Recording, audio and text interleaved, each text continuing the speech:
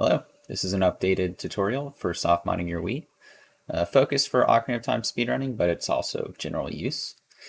You're going to want to make sure you have an SD card, at least 2 gigabytes, and a flash drive if you want to play backup Wii games. But yeah, so here we have a vanilla Wii in front of me, completely unmodified.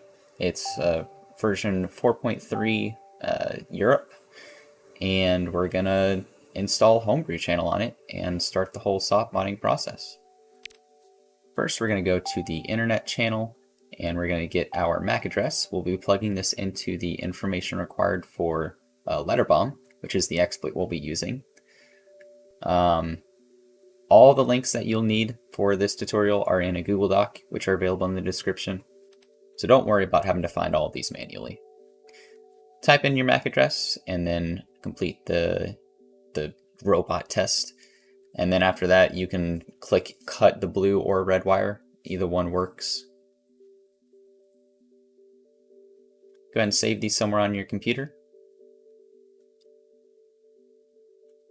And then take all the files in the zip and put them into the root of your SD card. Go ahead and eject your SD card so you can safely remove it from your computer. And then once you do that, you can plug it into your Wii.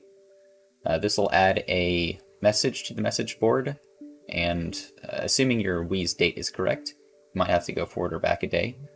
You'll open up the Letterbomb message and it'll start the exploit. Once this finishes loading, a splash screen will pop up that takes about 30 seconds to go away, telling you don't pay for this software. And then after it goes away, we're going to be able to install the Homebrew Channel and BootMii. BootMii provides protection if you accidentally brick your Wii. Some Wiis allow you to install it in Boot 2. Other ones only allow you to install it as an iOS. For me, I can only install it as an iOS, so I'm going to do that. Otherwise, if you're able to install it as Boot 2, definitely do so. But first, we're going to start out with installing the Homebrew Channel. Going to go up, install it. We'll just hit yes. This will take a minute. And then we're going to install BootMii. Now, you don't have to prepare an SD card. It'll automatically do it by choosing the top option. You just hit yes twice. And it's ready. Now you can exit. And then, welcome to the Homebrew Channel. Now we're going to want to use BootMii to create a backup of the Wii NAND, and this is pretty much your Wii's flash memory, so in case you do brick it or severely mess something up, we're able to restore it back to what it was. Once you've loaded up BootMii, you can use GameCube controller D-pad or the face buttons of the Wii, the reset and power buttons, to navigate over to the settings menu. And once we're in the settings menu, you're just going to select the green arrow from flash to SD card, and then it'll start the whole backup process. This does take a long time, so I say go make yourself a cup of tea, watch a couple YouTube videos, and then once it's finished, we'll continue from there.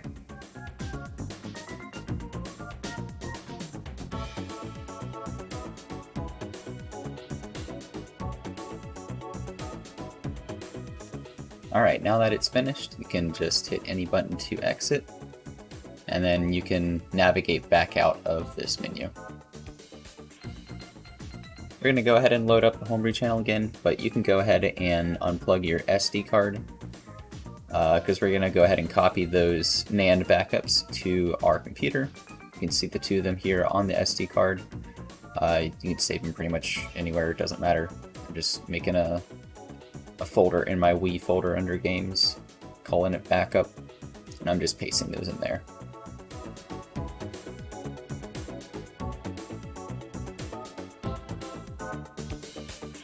Now that they finished copying, you can delete the files off of the SD card, and I'm just going to use Shift plus Delete so that it's a quick delete. It permanently deletes them without having to go through the recycling bin. And now we're going to install Priiloader.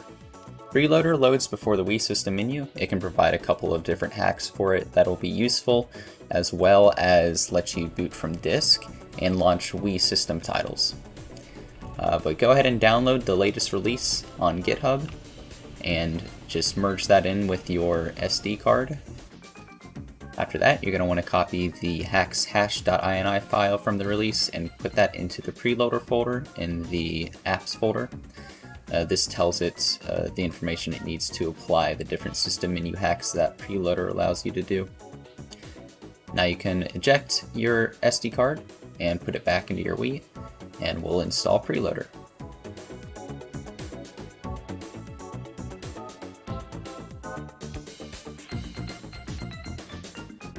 It's a fairly straightforward process. After it loads, you just hit A or plus on the Wiimote, and it installs. That's that simple. It doesn't get any easier than that. Now you can press A to exit. And but we're gonna shut down, and as the Wii boots up, you hold down the reset button, and that'll load you right into Priiloader. We're gonna go ahead and set up a couple of system menu hacks. You're gonna want to block the disk updates, block online updates, as well as region-free everything. There's a bunch of other hacks here, but they're not really necessary for what we're doing. Now you can save the settings, and we'll go and I'll show you a couple of settings you can also set up here as well. Mostly with regards to booting up. You can auto boot to the Homebrew Channel. That's just a nice quality of life. You can also change what you return and shut down to, as well as the background color. After you change things to your liking, you can save it, and we're going to go ahead and head back over to the Homebrew Channel. You can take out your SD card, and we're going to go over and install Wiimod Lite now. This allows us to install WADs, which are Wii channels. We're going to be using it to install Legend of Zelda and GZ as well. Go ahead and just save this anywhere. Open up the zip and merge the apps folders. And once you do that, we're going to need to make a folder for our WADs that we're going to install. Just make a new folder. I'm just calling it WADs on the root of the SD card. And then you're going to want to get your Legend of Zelda 1.2 Japanese version WAD. Just drag that into there. And we're also going to patch GZ, so you can have the Practice Rom as well. You can just go to practicerom.com and download the patcher from here.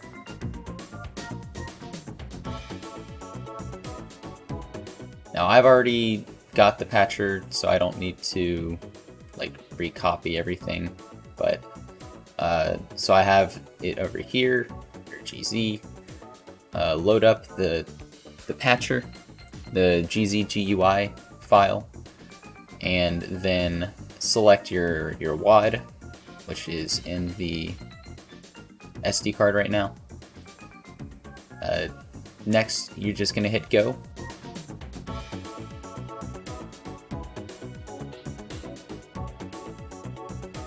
And then you'll save that back into that WADs folder we were in just earlier.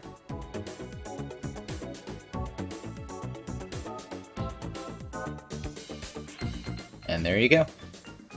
You have your WADs and you have Wiimod Lite.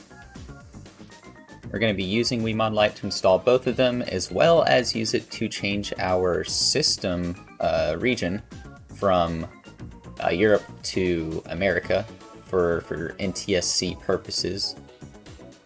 So that whenever we run it, we run it with the right video settings. So we put the SD card back in our Wii. We're going to load up Wiimod Lite.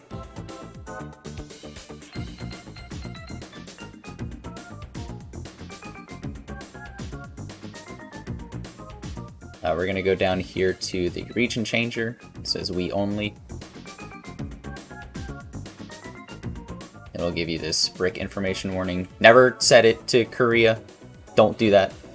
We're going to be setting it to USA. If you set it to Korea, you're probably going to lock yourself out of your Wii. And if you don't have BootMii, then your Wii is probably fried for life. So Just fair warning. Alright, you can back out and go up to the WAD manager. You're going to choose your SD slot as your source, scroll to your WADs folder, and now you can just install both the GZ and vanilla OOT WADs. This installing content portion does take a little bit of time, especially number 5, but I just skipped through it in this video, so don't be scared if it takes like 30 plus seconds. After you install GZ, you can install vanilla OOT as well. Same process as before. And once it finishes, you can hit any button and then press start to return back to the Homebrew channel. Although once we get here, we're gonna shut down the Wii, and we're gonna load up into Nintendont by holding reset as it turns on. And now we can go down to launch title, and you can load up GZ and or Ocarina of Time.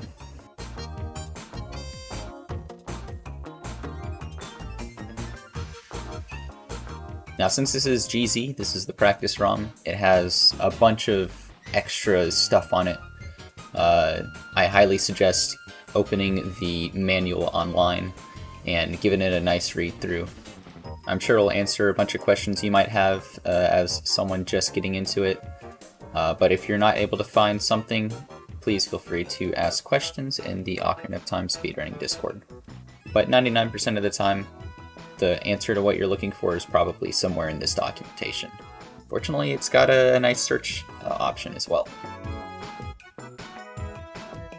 The rest of this tutorial is going to be going over the general softmodding portion, where we install custom iOSs so we can boot up backup copies of Wii games. We're going to start out by getting the custom iOS installer, the D2X CIOS installer, and you're going to download that, and you're going to just place that into your apps folder.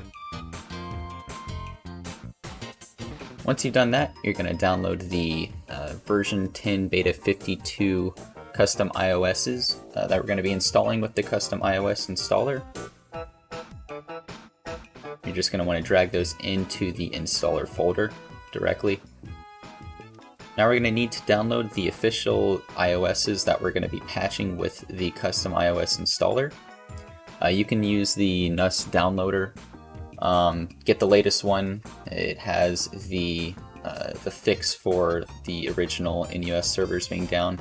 Now it's using the Wii U servers. I have the old one, so I'm replacing the files with the new one here. We're going to download specific versions of iOS 56, 57, and 38. We're going to start off with downloading version 5918 of iOS 57. You're going to want to pack WAD and then copy the file name because it does not auto-populate in this window. And you're just going to put that on the root of your SD card. And then start the NUS download.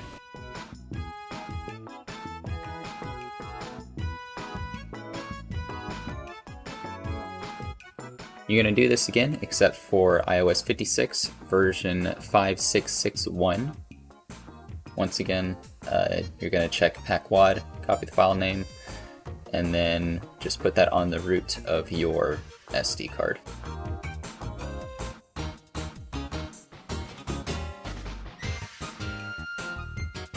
Once more for version 4123 of iOS 38.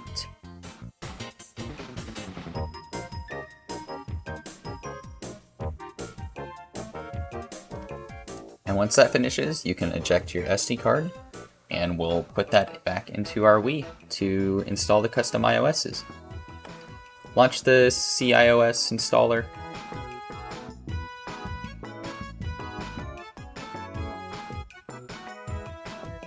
And then once it loads, you'll just press any button to continue. And then you're going to select CIOS version 10 beta 52. Select 57 for your base, slot 249, and revision 65,000 something something. And then you just tap A twice, and it'll start installing it. This process does take a while, so I'm fast forwarding through it in this video. And when it's done, you can see 249 is now green. That was successful in installing. Now you're going to want to, once again, change it to 56, slot 250, and then do 65,000 again. And you'll just hit A twice, install it there.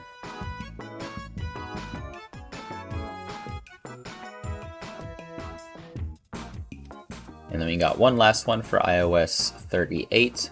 Change the base to 38, slot to 251, keep the revision 65,000, and then you'll just hit A twice one more time.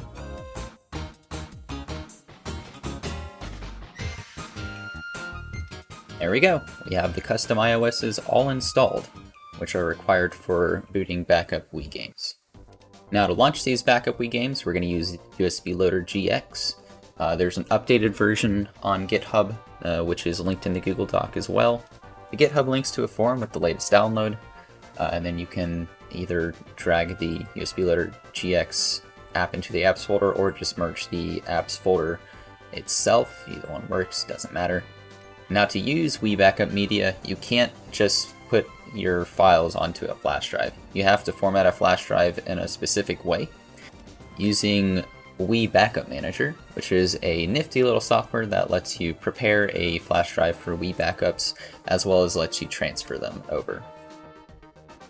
You'll just go to the downloads page, just grab the latest build that's available, and then go down to download, and then there's going to be a little wait. You have to wait through, and then you hit skip,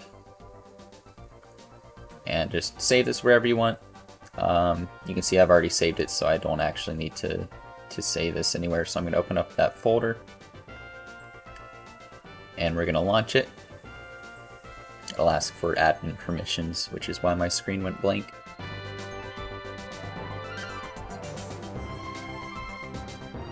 Next, go ahead and plug in your USB drive. I've got mine over here. This is USB drive G. And we're going to format it first for Wii backups. Make sure to select the correct drive in the dropdown, and then leave the rest of the settings as default. That's fine. And then you're just going to hit start. And once you've done that, you'll see that it's no longer a Windows recognized device because it's a weird formatting, but that's fine. The Wii Backup Manager is what we use to do all the file transfers anyways. You're going to set drive 1 as your flash drive, drive 2 as a folder where you store all of your Wii backups.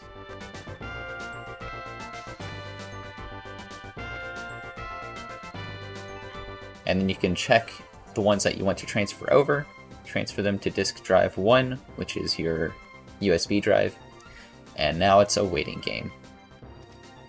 While that's copying, what we can do is we can go ahead and start the download for Nintendont, which is a GameCube game launcher.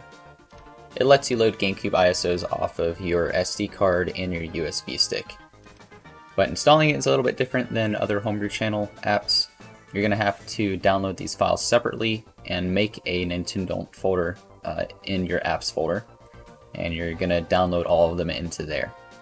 For loader.dol, make sure you rename it to boot.dol whenever you put it into the Nintendont folder.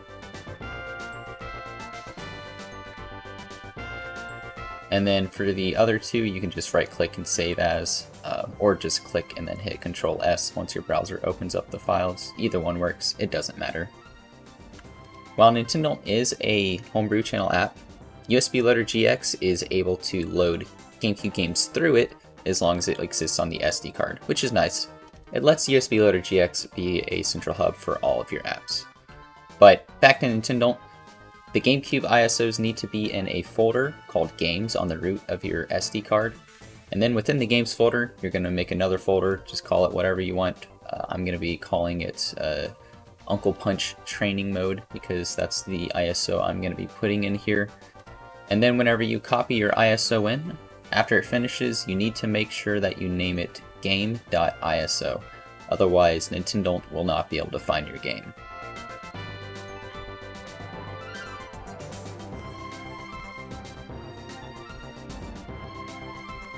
Here it looks like our Wii games are finished copying. Super Smash Bros. Brawl and Mario Kart Wii. You can see over here in drive 1, we've used up the majority of the drive, although there's still some space free. Now we're going to eject both the SD card and the USB drive, and we're going to put them both in our Wii. And when you plug in your USB drive, make sure it is plugged into the port closest to the edge of the Wii. And now, whenever we boot up USB Loader, we should see all 3 games. We should see Uncle Punch Training Mode, Super Smash Bros. Brawl, and Mario Kart Wii. And there they are. Now we need to go configure a couple of settings for Nintendont through USB Loader GX. We're going to enable memory card emulation. That's just because I don't have a physical memory card for this Wii. And then we're going to also go and set up native control so that it is on. Otherwise, the inputs for GameCube controllers don't map one-to-one what they normally would when you play GameCube games. But those are here at the bottom under Nintendont settings. If we keep going down, we'll see that we have memory card emulation. I'm just going to turn it on. And then if we scroll down a little bit more, we'll see native control. You're going to want to make sure that's also on. And then the rest of these don't really matter. Alright, we can go back now that we've set up our Nintendont settings. And we can launch our GameCube game.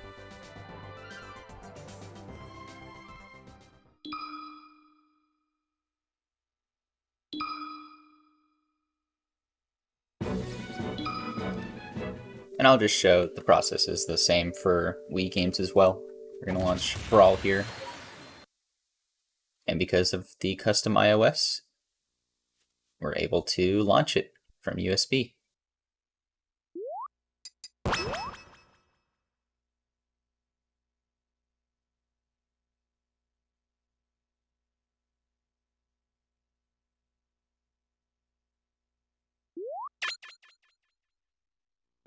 Alright, that concludes this tutorial for soft modding your Wii. If you have any questions, feel free to put them in the comments below. Otherwise, there might be something I didn't cover, and in that case, Google is probably your friend. It's probably your friend for a lot of questions you might have. But if it's something that you're still having trouble figuring out, also feel free to leave a question about it in the comments. But yeah, thank you for watching. Hope it helped.